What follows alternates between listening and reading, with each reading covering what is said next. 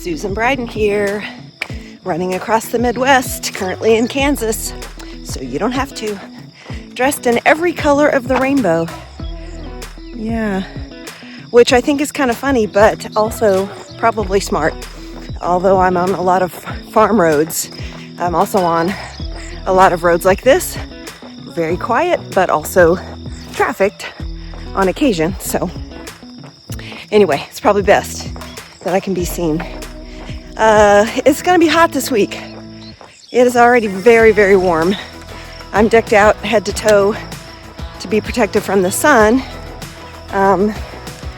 For those that don't know, I have autoimmune reactions. I'm on an autoimmune medication, and if I get too much sun exposure, and it might be because of the medicine, but for whatever reason, I start to get this horrible rash all over my arms and hands and fingers and all of that. So I have to stay covered up. But that means it's a little toasty. I don't know if it'd be any cooler though if I was in shorts and tank top. But anyway, also protection from melanoma. So yay. Yeah, trying to see if I can make it quickly this morning because I've got a lot of work to do for Girls on the Run later today. A little bit of research, a little bit of event coordination, trying to see if I have enough swag to get through the end of the events. And tomorrow night, I am at a speaking event in McPherson, so I'm excited about that as well. Anyway, let's see what the day brings.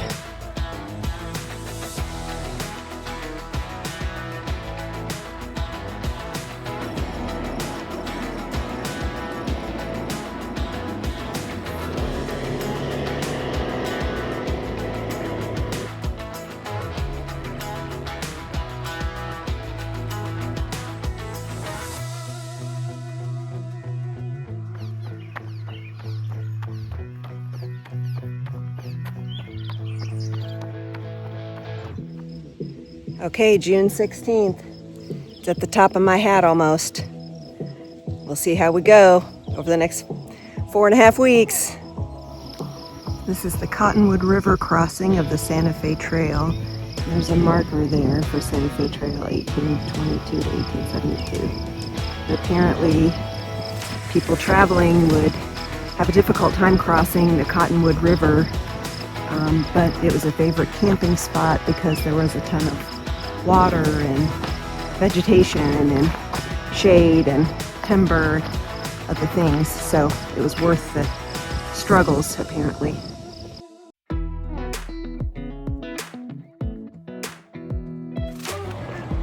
So I was listening to some music, but I'm turning it off because I'm coming to the 1 mile section that said there were 2 aggressive dogs that had also bit a neighbor. Andrew and I drove by there yesterday and we didn't see anything, but the problem is you drive by for 5 seconds, that doesn't mean anything. Wow. Talk about an incredible trail experience. I just met the most wonderful trail angel named Ginger. So, I don't know if you could tell, but I was filming some content for you all, talking about how nervous I was about 2 upcoming aggressive dogs. And I stopped kind of quickly at the end of my filming because I could hear a car coming behind me. But it was Ginger, and she rolled down her window and said, "Are you hiking the trail?" And I was like, "Oh yeah, I'm on the American Discovery Trail." So it turns out that she has hosted a couple of hikers. That's what we call a trail angel, someone that helps the hikers just out of the goodness of their heart. She said she had one person camp in her yard, another person, had breakfast with them and all that. So anyway, so sweet. And I said, "You just made my day and lifted my spirits because I'm nervous because I'm coming up on a mile section where there's supposed to be aggressive dogs." And she goes, "Oh, I know where that is. My house is right up here. Why don't I pull over and I'll go with you?" So she ran into her house. She was going to walk, but ultimately she decided it would be better if she just rode along beside me. She also called the owners of the dogs. They weren't home. Their boys were home, but they were not home. but asked them to put the dogs away, and they did. So when we first got up to the house, we could see the dogs, and I was really glad that she was with me, but they didn't see me. And then you could tell the boys had called them in the house because they went running around the back of the house, and we never saw them again. So, whoo, all that good that you can try to put in the universe comes back. And for Ginger, it will do the same. All of the good that she did for me is going to come back to her. That's how we take care of one another. That's what I call a really good trail day.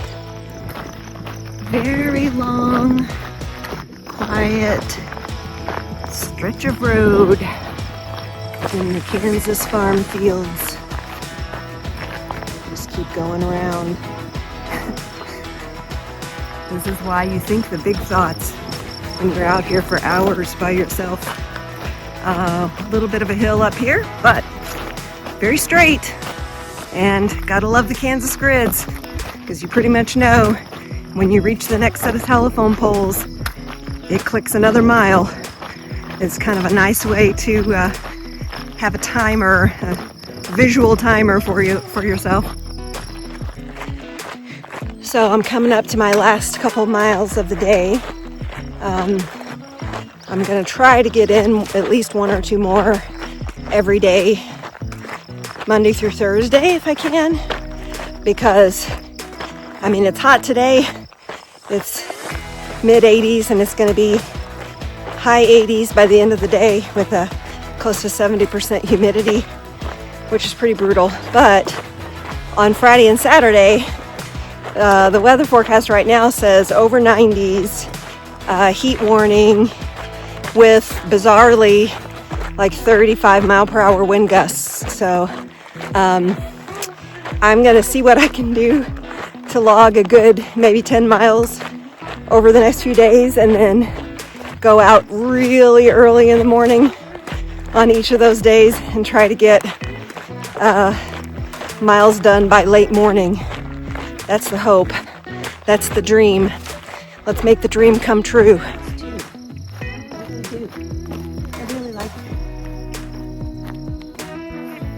Well, this has been a day full of trail angels. I just had a postal worker stop, ask me how far I was going. I said Cincinnati to Denver, and he said that's a long haul. And he asked me if I needed anything. And I said, well, I'm almost out of water, but my husband is picking me up here in just a couple miles, so I should be okay. But Kansas people so far, let me tell ya, they got a big heart and looking out for each other. Gotta say, I love it.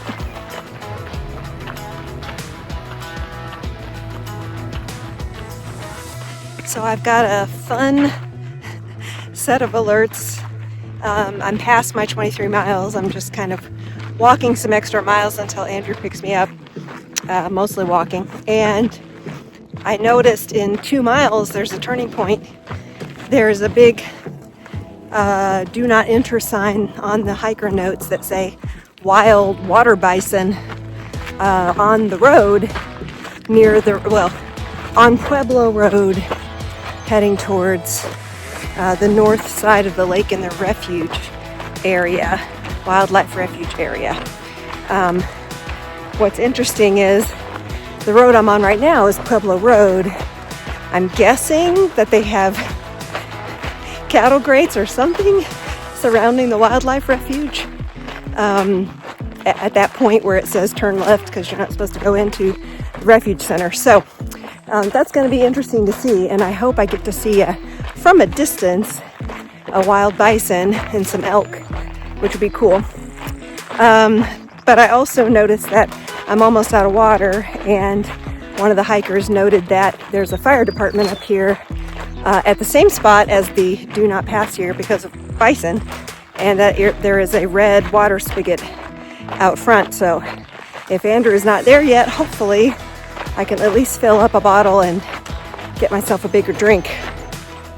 All right, so turning onto the Prairie Trail Scenic Byway, and I'm pretty sure behind this big fence is the wildlife refuge, Maxwell Wildlife Refuge, where there are supposedly wild bison and elk, among other things. I know it's very hot.